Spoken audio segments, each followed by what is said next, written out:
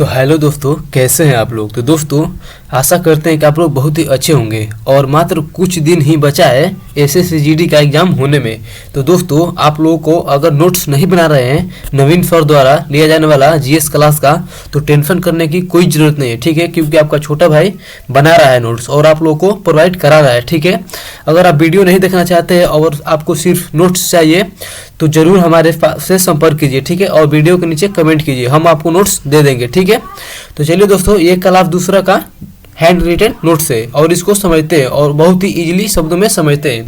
तो चलिए दोस्तों, हमारा पहला क्वेश्चन है, पंडित रविशंकर के किस शैली के लिए प्रसिद्ध है। मतलब पंडित रविशंकर जो संगीत के किस शैली के लिए प्रसिद्ध है, ठीक है। तो ये है हिंदुस्तान शास्त्रीय वादक है। क्या है? एक हिंदुस्तान शास्त्रीय वादक है। और किस यंत्र मतलब कौन सा वाद्य यंत्र बजाते हैं? तो यह सितार वादक है, ठीक है। क्या है ये? सितार वादक है। एक सेकेंड दोस्तों, आगे देखते हैं। पंडित भीमसेन जोशी यह किससे संबंधित है? तो यह हिंदुस्तान शास्त्रीय गायन से है। ये हिंदुस्तान के शास्त्रीय गायन है, ठीक है। और ये 2008 में इनको भारत रत्न मिला था, ठीक है। MS सुब्बुलक्ष्मी ये कर्नाटक शास्त्रीय गायन है, ठीक है। क्या है? ये कर्नाटक शास्त्रीय गायन है और इनको 1998 में भारत रत्न मिला था और यह फर्स्ट फीमेल महिला थी जिनको भारत रत्न मिला था, ठीक है। फीमेल महिला मतलब संगीत के क्षेत्र में, ठीक है। आगे देखते हैं। पंडित रविशंकर को 5 बार ग्रैमी पुरस्कार मिला है, ठीक है। अब देखिए, इनको फर्स्ट ग्रैमी अवार्ड कब मिला था? तो 1967 में दिया गया था, ठीक है। अब देखिए, इनको पद्म भूषण भी 1967 में मिला और यहाँ पे 14 साल जोड़ने के बाद आता है 1981, ठीक है। और पद्म विभूषण मिला, ठीक है, 1981 में। यहाँ से 18 साल जोड़ने के बाद आता है 1999 और 1999 में इनको मिला भारत रत्न, ठीक है। और ये पंडित रविशंकर जी है, यह किस घराने से बिलोंग करते हैं? तो ये बनारस घराने से बिलोंग करते हैं, ठीक है। आगे देखते हैं। और इनको संगीत नाटक अकादमी अवार्ड कब मिला था? तो ये मिला था 1992 में, ठीक है। और जो संगीत नाटक अकादमी है इसका स्थापना कब हुआ था? तो 1953 में हुआ था और इसका मुख्यालय कहाँ है? तो नई दिल्ली में है, ठीक है। अब देखते हैं। मणिपुरी शास्त्रीय नृत्य के मर्दाना पहलू को किसके रूप में जाना जाता है? तो देखिए, ये हो जाएगा आपका चोलोम, ठीक है। और मणिपुर नृत्य, ये जो मणिपुर नृत्य है, शास्त्रीय नृत्य है, यह मणिपुर में होता है और यह किस पर आधारित है? तो यह राधा और कृष्ण की जो प्रेम कथा थी उस पर आधारित है और यह विष्णु संप्रदाय द्वारा मनाया जाता है, ठीक है। अब देखिए, मणिपुरी नृत्य का जो भाग है ये लाई होरोबा, ये जो लाई होरोबा नृत्य है ये भी एक मणिपुरी का भाग है, ठीक है। मणिपुरी की 3 शैलियाँ, मणिपुरी जो नृत्य है उसमें 3 शैली है। कौन कौन सी शैली है उसको देख लेते हैं, ठीक है। देखिए, मंडक रसक, ताई रसक और डंडा रसक, ये 3 शैलियाँ है, ठीक है। मणिपुरी पोशाक, ये जो मणिपुर के पोशाक है, मणिपुर ड्रेस है, उसको कहते हैं पोटलाई ड्रेस। क्या कहते हैं? तो पोटलाई ड्रेस, ठीक है। आगे देखते हैं। बर्मी किस राज्य का राजभाषा है? मतलब बर्मी किस देश का राजभाषा है? तो ये बर्मी से आपको कुछ याद होगा, बर्मा। बर्मा का नया नाम क्या है? तो म्यांमार। और देख लीजिए, इसका जो भारत शासन अधिनियम उसके द्वारा अलग हुआ था और गठन इसका हुआ था 1937 में, ठीक है। भारत से अलग हुआ था। अब देख लेते हैं। अब देखते हैं और देशों की मतलब जो राष्ट्रीय भाषा है उसके बारे में समझते हैं और देखते हैं। अफगानिस्तान की जो राष्ट्रीय भाषा है उसको क्या नाम है? तो दारी और पश्तो, ये 2 है, दारी और पश्तो। भूटान की जो भाषा है वो क्या है? दजोंगखा। क्या है? तो दजोंगखा है, ठीक है ना। इंडोनेशिया की जो भाषा का नाम है क्या है? तो मलय और एकदम भाषा ही एक वहाँ का भाषा है, ठीक है। बुनेई का भाषा क्या है? तो मलय। और एक सबसे बीबीआई है इजराइल की जो भाषा है वो है हिब्रू, ठीक है।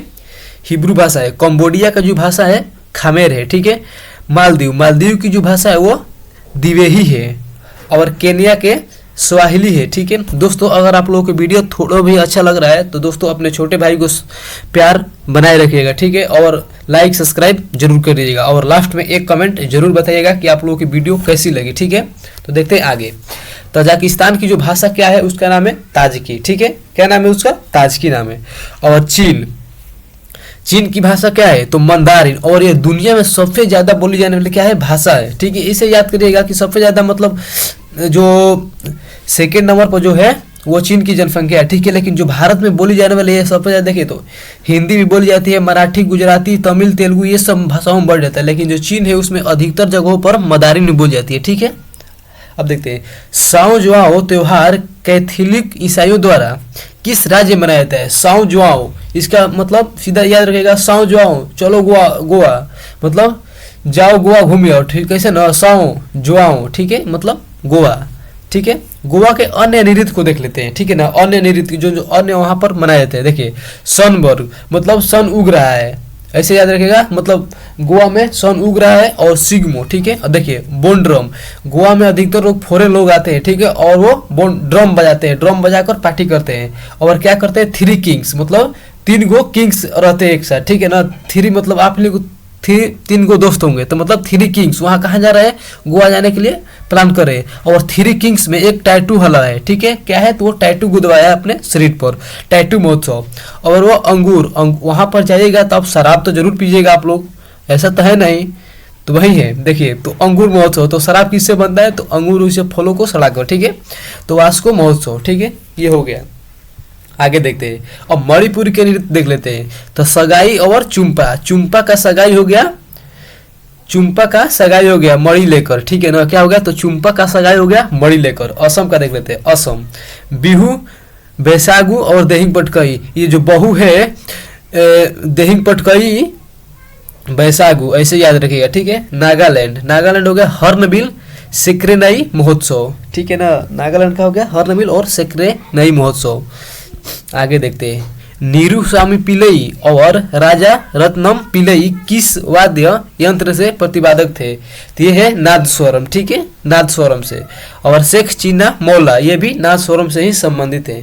भी श्रीनिवास, ये क्या है, ये मंडोलिन से संबंधित है। भी श्रीनिवास जो है ये किससे संबंधित है, तो मंडोलिन से संबंधित है। तो दोस्तों एक बार जरूर बताइएगा कि आप लोगों को वीडियो कैसी लग रही है। तो आगे देखते हैं दोस्तों, आर.भी. राघवन और के.भी. प्रसारण, ये किससे संबंधित है, तो मृगदम से संबंधित है। किससे संबंधित है, तो मृगदम से संबंधित है। मुराद अली, मुराद अली है सारंगी बजाते हैं, ठीक है। आगे देखते हैं, सिंगालीला राष्ट्रीय उद्यान किस राज्य में स्थित है? सिंगालीला, सिंगालीला राष्ट्रीय उद्यान किस राज्य में है, तो वेस्ट बंगाल में, ठीक है। देखिए, और वेस्ट बंगाल को और राष्ट्रीय उद्यानों को देख लेते हैं, ठीक है। देखिए, सुंदरवन, सुंदरवन राष्ट्रीय उद्यान कहाँ का है, तो पश्चिम बंगाल का, ठीक है। बुक्सा, बुक्सा राष्ट्रीय उद्यान भी पश्चिम बंगाल में है। जल्दापारा राष्ट्रीय उद्यान पश्चिम बंगाल में है। गेरुमारा राष्ट्रीय उद्यान ये भी पश्चिम बंगाल में है। लेकिन नरोरा वैली मतलब नौरा घाटी किस राज्य में है, ऐसे पूछेगा तो आपका हो जाएगा सीधा वेस्ट बंगाल, ठीक है, या पश्चिम बंगाल। अब देखिए, साइलेंट वैली, साइलेंट वैली कहाँ है, केरल में। केरल के लोग क्या रहते हैं, साइलेंट। देखिए, और फ्लावर वैली, फ्लावर मतलब मान लीजिए फूल, ठीक है। और सबसे अच्छे से जो मंदिरें हैं अधिक और कहाँ है, तो उत्तराखंड में है, ठीक है। जैसे कि उत्तराखंड के आप मंदिरों को समझ सकते हैं, तो वहाँ पर सबसे ज़्यादा फूल लगाया जाता है, ठीक है, यानी कि फ्लावर वैली, ठीक है। और पिन वैली, पिन वैली कहाँ है, तो आपका हिमाचल प्रदेश में। हिमाचल के लोग ज़्यादा पिन मारते हैं, ऐसे याद रखिएगा, ठीक है। छत्तीसगढ़ के राष्ट्रीय उद्यान को देख लेते हैं, ठीक है ना। देखिए, आप देखिए, घासीदास, गुरु घासीदास राष्ट्रीय उद्यान कहाँ है, तो छत्तीसगढ़ में। कांगे राष्ट्रीय उद्यान छत्तीसगढ़ में, ठीक है। और ईडावती, ईडावती को बीबीआई मार लीजिएगा दोस्तों, क्योंकि ये अधिकतर आता है, ठीक है। अब सॉरी दोस्तों, थोड़ा सर्दी खोखी हो गया है दोस्तों, ठीक है ना, आप लोग थोड़ा मैनेज कीजिएगा। तो चलिए देखते हैं कर्नाटक, कर्नाटक को अब देख लेते हैं। अंशी है, अंशी राष्ट्रीय उद्यान और बनेरघाटा राष्ट्रीय उद्यान कर्नाटक है। आगे देखते हैं, मथिकेतन राष्ट्रीय उद्यान, ये जो मथिकेतन राष्ट्रीय उद्यान है वो किस राज्य में है, तो केरल में स्थित है। कहाँ है, तो केरल में स्थित है। भारत ने ओलंपिक खेलों में कब भाग लिया था, भारत ने एक राष्ट्र के तौर पर ओलंपिक खेलों में कब भाग लिया था, तो 1920 में, ठीक है। और एटवर्स ओलंपिक बेल्जियम में, ठीक है ना। इसमें 5 एथलीट गए थे भारत की ओर से, ठीक है ना। और इसमें ध्वजा वाहक जो थी वह पूर्मा मुनरी थी। ये भी आपसे क्वेश्चन पूछ देगा कि मतलब ओलंपिक में प्रथम ध्वजा वाहक फीमेल महिला कौन थी, तो वो पूछ देगा आपका ऐसे, और इसका आंसर होगा पूर्मा मुनर्जी, ठीक है ना। भारत राष्ट्र के तौर पर भाग लिया था, ठीक है। और ऐसे व्यक्तिगत तौर है तो 1990 में ही भाग ले लिया था, ठीक है। आगे देखिए, भारत के लिए ओलंपिक का पहला पदक किसने जीता था, मतलब भारत के लिए पहला पदक थे तो वो 1992 में के.डी. जाधव जीते थे, और हेलेंस्की ओलंपिक में, ठीक है। और ये कुश्ती से संबंधित है और कांस्य पदक जीते थे, ठीक है ना। क्या देखिए केडी यादव जीते थे और 1952 में पहला पदक आया था, ठीक है। और हेलेंस्की में, और केडी यादव किससे संबंधित है तो कुश्ती से संबंधित है, ठीक है। और कौन पदक जीते थे तो कांस्य पदक जीते थे, ठीक है। आगे देखते हैं, भारत के लिए पहला रजत पदक व्यक्तिगत, जो भारत के लिए पहला रजत पदक आया था व्यक्तिगत मतलब होता है एक व्यक्ति द्वारा, ठीक है। तो ये 2004 में आया था, ठीक है ना। और राज्यवर्धन सिंह राठौर लाए थे, ठीक है। आगे देखते हैं, भारत के लिए पहला व्यक्तिगत गोल्ड मेडल कब आया था। भारत के जो पहला व्यक्तिगत गोल्ड मेडल आया था वो आया था अभिनव बिंद्रा द्वारा दिलाए थे और बीजिंग ओलंपिक में, ठीक है ना। और 2008 में, और ये शूटिंग में लाए थे 10 मीटर के शूटिंग में, ठीक है। याद रखिएगा 10 मीटर के शूटिंग में, ठीक है। और कहा कि बीजिंग ओलंपिक में चाइना में 2008 में, ठीक है। ये आपको भी रखना है कि भारत के लिए पहला व्यक्तिगत गोल्ड मेडल किसने लाया था तो अभिनव बिंद्रा ने, ठीक है। आगे देखिए, शीतकालिक ओलंपिक में भारत ने कब भाग लिया। ये जो शीतकालिक एक होता है ग्रीष्मकालिक ओलंपिक, जो ऊपर आपको पढ़ा है हम क्या है वो ग्रीष्मकालीन ओलंपिक है, और ये क्या है शीतकालिक ओलंपिक। इसमें भारत कब भाग लिया तो 1964 में भाग लिया था, ठीक ना। अब देखिए ये एक नोट से, संपत्ति के अधिकार को 44वें संविधान संशोधन 1968 द्वारा मूल अधिकार से हटाकर इसे कानूनी अधिकार में जोड़ दिया गया। देखिए जो दोस्तों, ये जो संपत्ति का अधिकार था ना, ये पहले क्या था तो अपना मौलिक अधिकार था, लेकिन जो राष्ट्र के तौर में विकास के में बाधा आने लगा, क्योंकि कहीं हमको जमीन चाहिए था सरकार को, तो वहाँ पर लोग जमीन नहीं देते थे और उसके विरोध सीधा जाकर कोर्ट में केस कर देते थे, जिससे सरकार को बहुत कठिनाइयाँ होती थी, ठीक है ना। लेकिन जब आते हैं मोरारजी देसाई, ठीक है ना, वहाँ पर वो 44वें संविधान संशोधन करते हैं और इसके तहत जो संपत्ति का अधिकार था इसको कानूनी अधिकार में डाल देते थे, ठीक है। कानूनी अधिकार में डाल देते हैं, ठीक है ना। और ये आर्टिकल 300 क में कर देते हैं इसको, ठीक है। आर्टिकल 300 क में कर देते हैं। आगे देखते हैं, स्वतंत्रता का अधिकार। स्वतंत्रता का अधिकार जो है ये 19 से 22 तक है, ठीक है। अब देखिए, समानता का अधिकार 14 से 18 तक है। देखिए आर्टिकल 14 में क्या है, विधि के समक्ष शासन। 15 में है कि मतलब धर्म जाति लिंग आधार के स्थान पर आपसे भेदभाव नहीं किया जाए। 16 में है लोक नियोजन में मतलब समानता, ठीक है। 17 में है छुआछूत का अंतर यानी कि अपस्पृश्यता के, ठीक है। 18 में है उपाधियों का अंतर, ठीक है। अब देखिए धार्मिक स्वतंत्रता का अधिकार ये है 25 से 28 के बीच में, ठीक है। आगे देखते हैं, कौन सा अनुच्छेद बलात्श्रम को प्रतिबंधित करता है। मतलब कौन सा अनुच्छेद मतलब बलात्श्रम मतलब जबरदस्ती आप किसी से बच्चे से काम नहीं करवा सकते, वो आर्टिकल है आर्टिकल 23, ठीक है ना। और 14 वर्ष से कम बच्चों के मतलब आप काम कहीं खतरनाक जगहों पर काम नहीं करा सकते हैं, आर्टिकल 24 में, ठीक है। अब देखिए मौर्य वंश का अंतिम सम्राट कौन था, मतलब मौर्य वंश था उसका अंतिम शासक कौन था, तो जो वो था कौन, बृहद्रथ, ठीक है ना।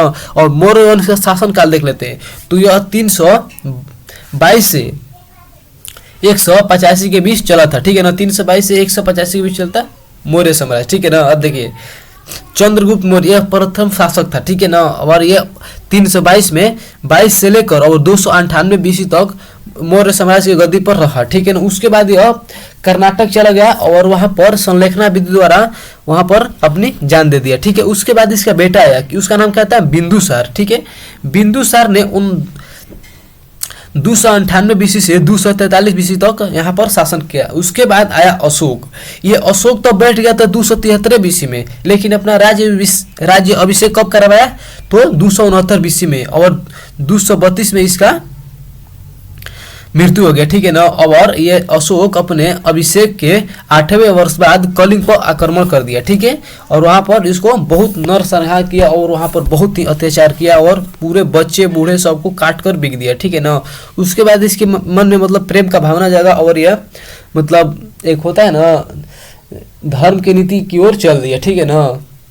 आगे देखते हैं, संगीत राज नामक पुस्तक के रचनाकार कौन है। ये जो संगीत नामक बुक है उसके रचनाकार कौन है तो महाराणा कुंभा, ठीक है ना। सिसोदिया वंश से संबंधित है। ये इसी ने ही बनवाया था विजय स्तंभ, ठीक है। और उस विजय स्तंभ का जो लंबाई है ऊंचाई है कितना है तो 37 मीटर, ठीक है ना।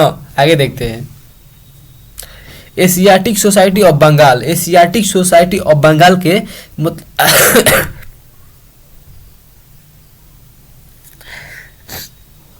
सॉरी दोस्तों, क्षमा कीजिएगा। इसका स्थापना कब किया था तो और कौन किए थे तो 1784 में विलियम जोन्स ने किया था, ठीक है, विलियम जोन्स ने। ये किस लिए किया था कि मतलब जो भारतीय जो ग्रंथ है ना उसको अंग्रेजी में अनुवाद करने के लिए किया था, ठीक है ना। ये 1779 में अभिज्ञान शकुंतलम का अंग्रेजी भाषा में अनुवाद करवाया था। इस बुक के लेखक कौन है तो कालिदास। ये अभिज्ञान शकुंतलम जो बुक है इसके लेखक कौन है, कालिदास।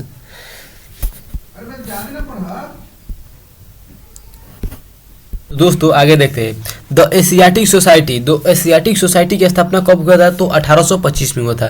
द एशियाटिक सोसाइटी, ठीक है, आप देखिए the Asiatic Society of Bengal 1832 में हुआ था। The Royal Asiatic Society of Bengal को 1936 में। देखिए दोस्तों इसे किसके याद करना है, इसको आप छोड़ दिए, हमारे ऊपर कैसे याद करना है हम समझाते हैं, ठीक है ना। देखिए अब देखिए एशियाटिक सोसाइटी ऑफ बंगाल, ये आपको कम अक्षर लग रहा है ना, इसमें द नहीं लगा है, तो इसको एकदम याद करेगा। आपको बस 4 डेट याद करना है, 1784, 1825, 1832 और 1936, ठीक है ना। ऐसे याद करना है। उसके बाद आपको रिलेट कर लेना है, ठीक है ना, कि कौन का किसका ऐसे था। देखिए एशियाटिक सोसाइटी, इसका स्थापना 1784 में। इसमें कौ अंक है देखिए, एशियाटिक 1 हो गया, सोसाइटी 2 हो गया, ऑफ बंगाल ऐसे मान लीजिएगा 3 4 हो गया, ठीक है ना, ऐसे हो गया ना। इसमें अब देखिए द एशियाटिक सोसाइटी लग गया है, इसमें क्या लग गया द एशियाटिक सोसाइटी लग गया है, ठीक है ना। तो इसका स्थापना कब हुआ तो 1825 में। अब देखिए the Asiatic Society of Bengal, इसमें भी लग गया क्या तो the Asiatic Society of Bengal ज़्यादा लग गया क्या, ये इतना पोर्शन जो है ज़्यादा लग गया है, तो इसमें कर दीजिएगा, यहाँ पे बढ़ा दीजिएगा कि 1832 में होगा, ठीक है। अब देखिए इसमें लग गया द रॉयल, इसमें लग गया the Royal Asiatic Society of Bengal 1936 में हो गया, ठीक है। इसका हो गया। आगे देखते हैं। झारखंड की सबसे ऊंची चोटी, ये झारखंड की सबसे ऊंची चोटी कौन है तो पार्श्वनाथ है, ठीक है। और छोटा नागपुर की भी सबसे ऊंची चोटी है, ठीक है।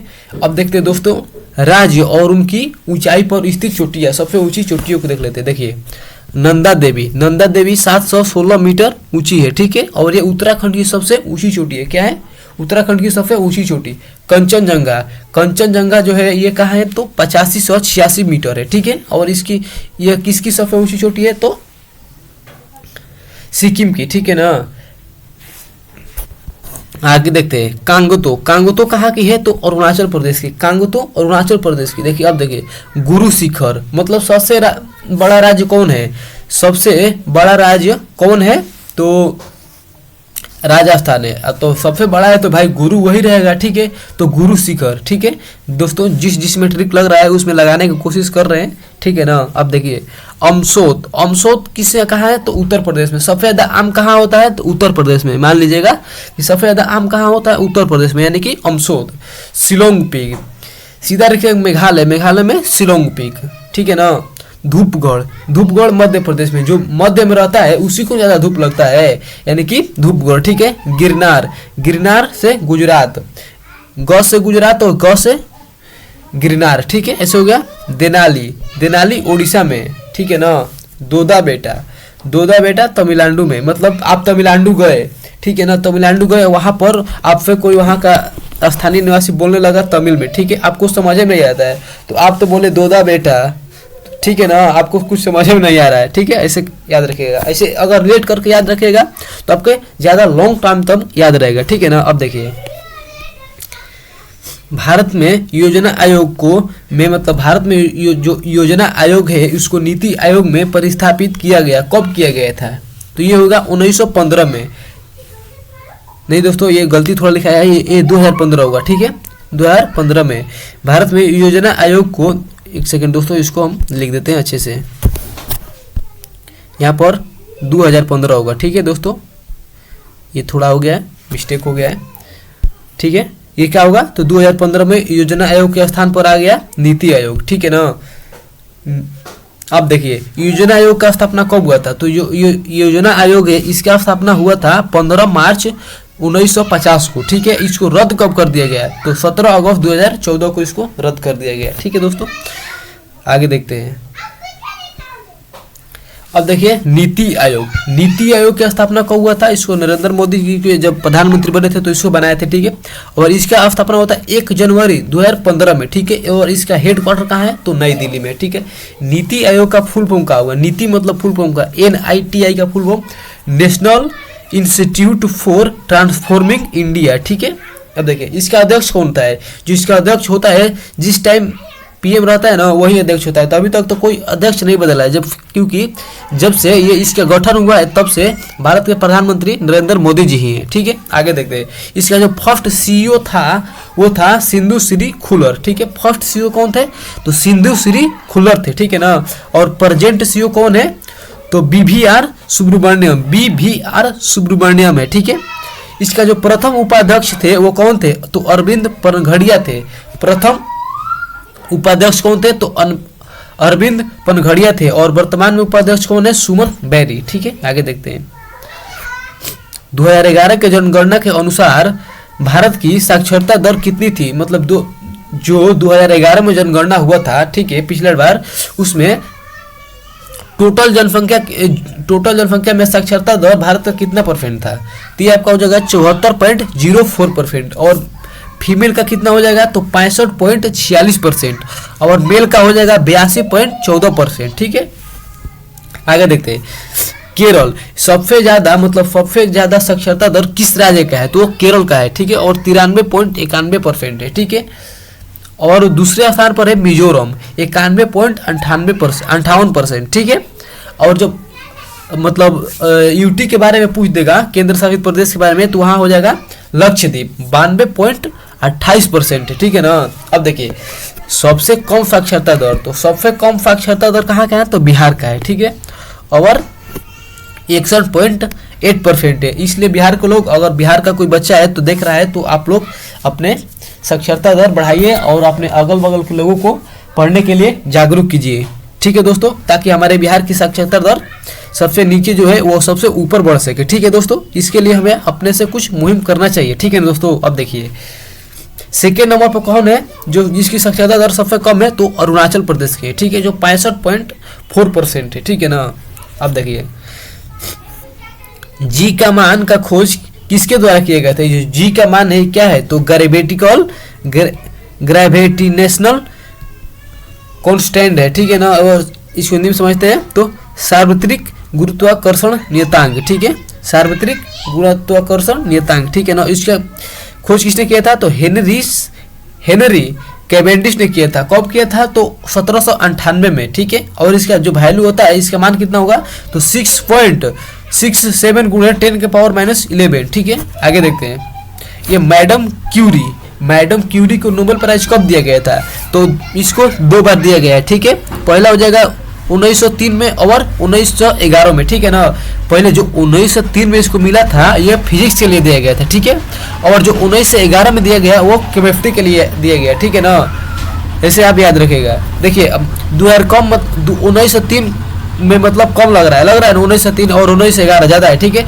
तो इसमें देखिए फिजिक्स में कितना अंक है? तो 7 अंक है, ठीक है। फिजिक्स में 7 थी मतलब अक्षर है, ठीक है ना। और केमिस्ट्री में देखिए तो 9 अंक है, ठीक है ना। केमिस्ट्री में 9 अंक है, इसमें 7 है। इसमें फिजिक्स में कम अंक है तो इसको पहले मिल गया था, और इसको ज़्यादा है तो बाद में मिला था, ठीक है ना। ऐसे याद करके लिख लीजिए, क्योंकि आता है कि मैडम क्यूरी को किस वर्ष कौन से प्राइज दिया गया था, नोबेल प्राइज मतलब किस क्षेत्र में दिया गया था, ठीक है। आगे देख लेते हैं, इबोला जो रोग है वो किससे होता है? तो यह विषाणु जनित रोग है। ये कैसा रोग है? विषाणु जनित। और मलेरिया होता है प्रोटोजोआ से, ठीक है। और मादा इनफ्लुएंजा मच्छर को काटने से हो जाता है। क्या है? तो मादा इनफ्लुएंजा मच्छर को काटने से होता है, ठीक है। कुषाण रोग ये किससे होता है? तो यह एक जीवाणु जनित रोग है, जीवाणु से होता है दोस्तों। अब देखते हैं जीवाणु से होने वाले अन्य रोग, जो जीवाणु से होते हैं उस रोगों को देख लेते हैं, ठीक है।